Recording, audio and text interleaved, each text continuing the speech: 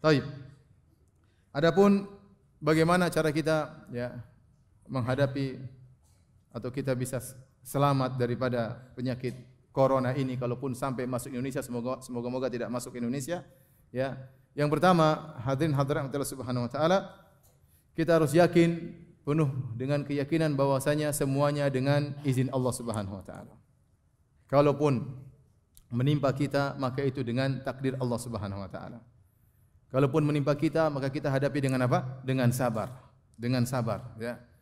Maka kalau kita bersabar tatkala terkena penyakit apapun, mau corona atau sekarang yang sedang ditimpa kanker atau penyakit-penyakit yang lainnya ya. Kita katakan kematian tetap datang kepada kita. Ta'addadatil asbabu wal mautu wahid. Sebab-sebab kematian banyak, kematian satu ya. Ada yang meninggal karena kena corona, ada yang meninggal ya kena kanker, ada yang meninggal ketabrak mobil, ada yang meninggal kena penyakit lain ya. Tetapi bagaimana sikap kita tatkala terkena musibah? Kita sabar, kita meyakini ya. Kun lan yusibana illa ma katabahu Allahu lana ya. Katakanlah bahwasanya tidak ada yang menimpa kita kecuali apa yang telah Allah takdirkan kepada kita. Meskipun kita sudah berusaha menghindar, kalau memang Allah takdirkan kena akan kena. Alam tara ila alladziina kharaju min diyarihim wa hum ulufun hadaral maut. Faqala lahumullahu mutu tsumma ahyahum. Kata Allah Subhanahu wa taala, tidakkah kau lihat kepada orang-orang Bani Israel di zaman dahulu, mereka keluar dari negeri mereka karena takut mati. Sebagian ahli tafsir mengatakan ada wabah menimpa negeri mereka. Kemudian mereka keluar takut mati, mereka keluar meninggalkan negeri tersebut. Tiba-tiba Allah mengatakan, mutu, matilah kalian. Mereka sudah pergi menjauh negeri mereka, sudah tempat di lembah, tiba-tiba Allah matikan mereka. Apakah mati karena wabah ataukah mati karena sebab yang lain ya. Yang jelas kita semua akan meninggal dunia. Kalaupun terkena musibah tersebut maka kita bersabar. Kemudian yang kedua, perbanyak berdoa kepada Allah Subhanahu wa taala.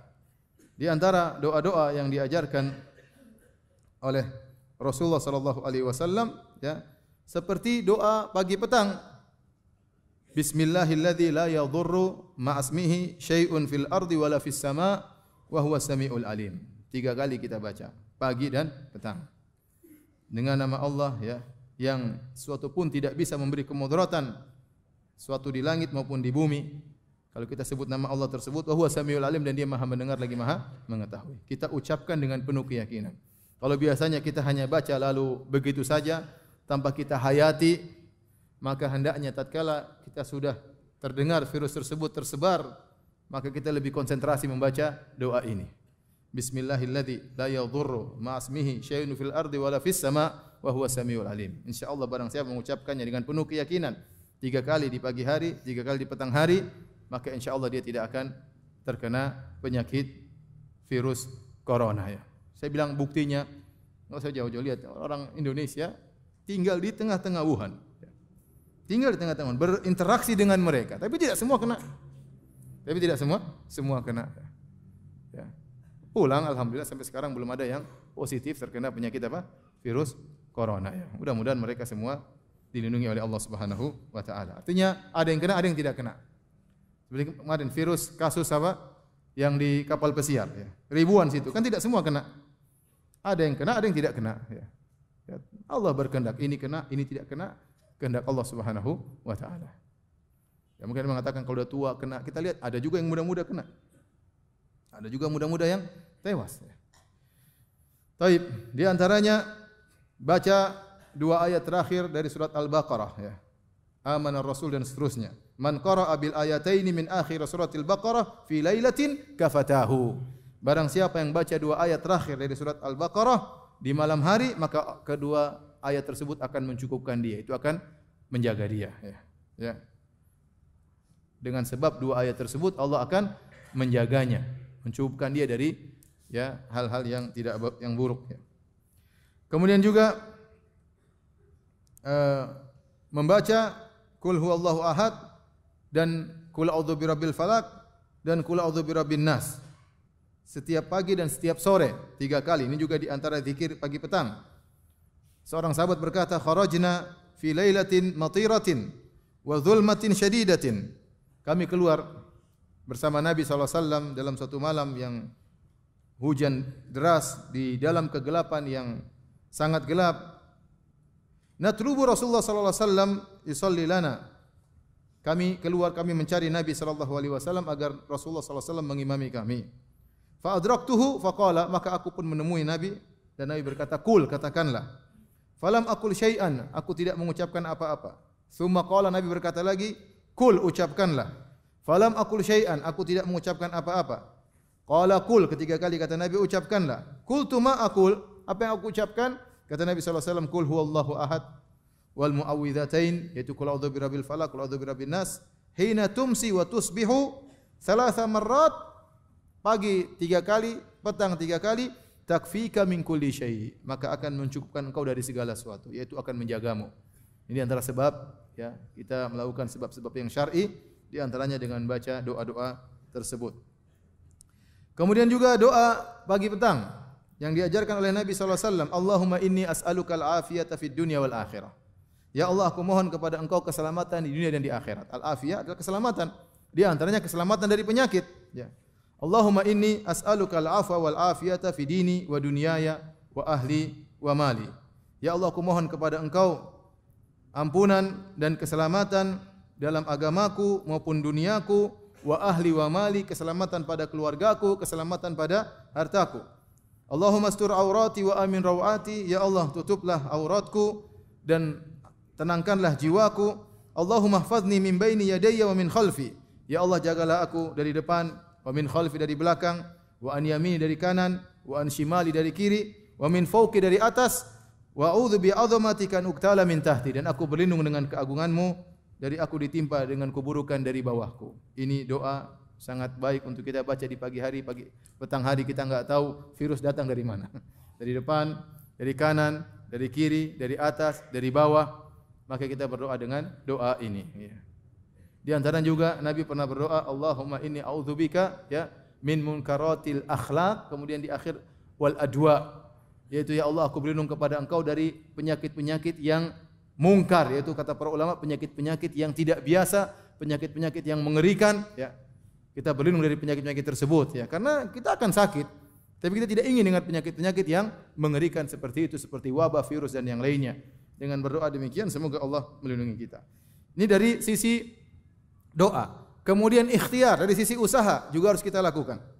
Di antara usaha yang bisa kita lakukan, tindakan preventif, ya, pencegah, seperti memakan korma ajwa 7 butir tiap pagi. Tapi ini susah, antum mencari di mana korma ajwa. Saya terus terang waktu mau pergi ke Singapura, saya makan korma ajwa 7. Ya, usaha ya. Usaha, semoga Allah melindungi saya. Ya. Karena ya bagaimanapun ya ini repot juga pergi ke suatu daerah yang di situ virus apa? Tersebar ya. Nabi SAW bersabda, atau Sa'ad bin Abi Waqqas berkata, Sami'tu Rasulullah SAW yaqul, aku mendengar Rasulullah SAW bersabda, Man tasabbaha sab'ata maratin ajwah lam yadhurrahu dzalikal yauma summun wala sihrun. Barang siapa yang di pagi hari macam makan korma ajwa 7 butir, maka pada hari tersebut dia tidak akan ditimpa dengan racun maupun sihir. Di antaranya racun virus. Ya. Dengan 7 butir korma ajwa, bismillah dia makan, ya insyaallah dilindungi oleh Allah Subhanahu wa taala. Ini salah satu dalil tentang tindakan preventif. Oleh karena Syekh bin Baz rahimahullahu taala tatkala mensyarah hadis ini, beliau mengatakan ini bukti bahwasanya Islam mengajarkan tindakan preventif. Ya, oleh karena tidak mengapa misalnya kita ingin pergi suatu tempat, situ ada tersebar virus tertentu. Kemudian kita melakukan apa? Tat'im atau apa namanya? Suntikan ya. Apa namanya istilah Indonesia? Vaksin ya. Suntik vaksin dalam rangka untuk mencegah, maka tidak ada masalah. Ini diperbolehkan karena Islam membolehkan tindakan preventif atau tindakan pencegahan. Kemudian juga ya di antaranya tadi kita melakukan tindakan jangan mendatangi lokasi tersebut. Jangan mendatangi lokasi tersebut. Bukan karena kita takut mati, bukan. Tetapi karena itu perintah Nabi SAW. Nabi yang menyuruh kita untuk berusaha. Idza sami'tum bihi bi ardin fala taqdumu 'alaiha. Kalau kalian mendengar ada wabah di suatu tempat, maka jangan datang ke situ. Jangan datang ke situ. Maka kita jangan ke situ, ya, jangan ke situ. Apalagi kalau kemudian pemerintah sudah mengatakan jangan ke situ, sudah menutup pintu untuk ke sana, maka jangan ke sana ya. Ya. Karena itu adalah bentuk usaha kita menghindar dari penyakit tersebut. Kemudian juga kita berusaha menjalankan sunnah-sunnah Nabi sallallahu alaihi wasallam, terutama yang berkaitan dengan kebersihan. Dan saya tidak tahu ada suatu agama yang benar-benar perhatian terhadap kebersihan seperti Islam. Ya, seperti Islam. Bagaimana Islam memerintahkan untuk membersihkan najis ya. Sampai Allah mengatakan innallaha yuhibbut tawwabin wa yuhibbul mutatahhirin. Allah mencintai orang-orang yang bersuci. Islam mengajarkan cebok, Islam mengajarkan istinja ya. Karena itu sumber dari penyakit kotoran-kotoran tersebut. Kemudian Islam mengajarkan wudu ya. Sehari 5 kali minimal wudu ya. Kemudian wudu dengan luar biasa dengan mencuci wajah ya. Saya baru nonton di YouTube ada profesor berbicara tentang virus corona. Dia berkata, ya itu virus menurut dia tidak tersebar melalui udara ya. Itu menurut dia. Tapi dia bilang kalau seorang bersin kemudian tertempel, kemudian kita pegang bersin tersebut, kemudian kita sapu wajah kita, maka itu virus bisa kena. Tapi ya kalau kita berwudu ya, maka bisa hilang virus tersebut dari tubuh kita. Terutama bagian tubuh yang sering kena udara. Bagian tubuh yang sering kena udara itulah anggota wudu ya. Wajah, kenapa? Telinga, tangan, kaki. Inilah bagian tubuh yang sering keluar dan sering berinteraksi dengan apa? Udara. Seandainya virus tersebut ternyata bisa tersebar melalui udara, kemudian nempel di tubuh kita, alhamdulillah kita bisa membersihkan dengan berwudu. Bahkan kemarin saya juga nonton ada cara bercuci tangan yang benar. Caranya begini, kemudian sela-sela jari yang sama dengan cara kita apa? Berwudu. Ya. Kita disunahkan tatkala berwudu, wa khalil baina asabi'. Hendaknya kau menyela-nyela apa? Jari tangan, jari kaki 5 kali sehari. Kita lakukan dan itu insyaallah sebab untuk menghilangkan virus meskipun mungkin sudah menempel pada tubuh kita. Ya. Kemudian juga Nabi SAW melarang buang hajat tempat-tempat sembarangan. Ya. Nabi SAW mengatakan ittaqul la'anain. Ya. Ya. Hindarilah ya, 2 laknatan. Ya. Apa itu 2 sebab yang membuat orang terlaknat atau 2 orang yang terlaknat? Alladzi yatakhalla fi tariqin nas wa dhillihim. Ya, yaitu di antaranya adalah seorang yang buang hajat di jalan orang lewat atau tempat orang bernaung. Ya. Ini Islam mengajarkan kebersihan, maka jangan kencing sembarangan ya. Tahu situ tempat orang nongkrong kencing di situ ya jangan.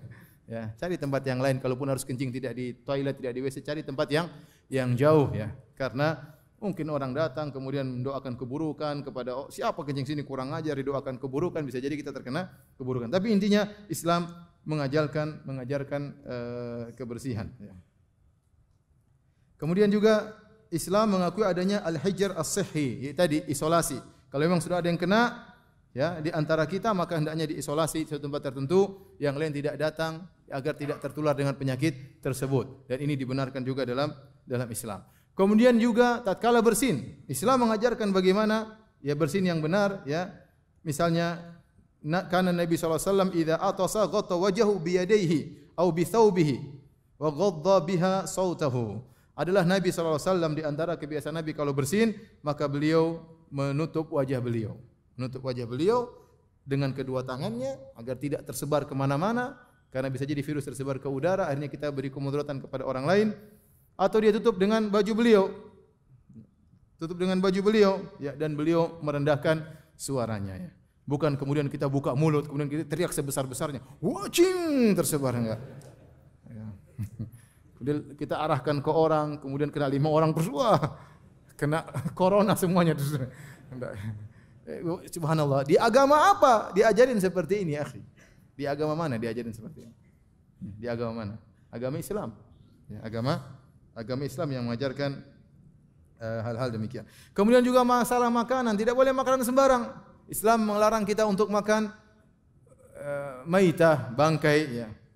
Atau makan misalnya hewan yang tidak disembelih. Darah itu sumber penyakit, terkadang banyak penyakit di darah. Akhirnya kita goreng, kemudian kita rebus, kemudian kita makan darah tersebut. Dilarang dalam apa? Islam. Ini subhanallah, sampai kalau antum pergi ke daerah-daerah non muslim, kemudian ada slaugter atau bagian penjagalan yang Islami. Banyak orang kafir beli di situ. Mereka tidak beriman tapi mereka suka beli pada sembelihan orang Islam karena mereka tahu orang Islam apa? Bersihan. Sehingga mereka padahal lebih mahal tapi mereka beli di orang Islam. Ya.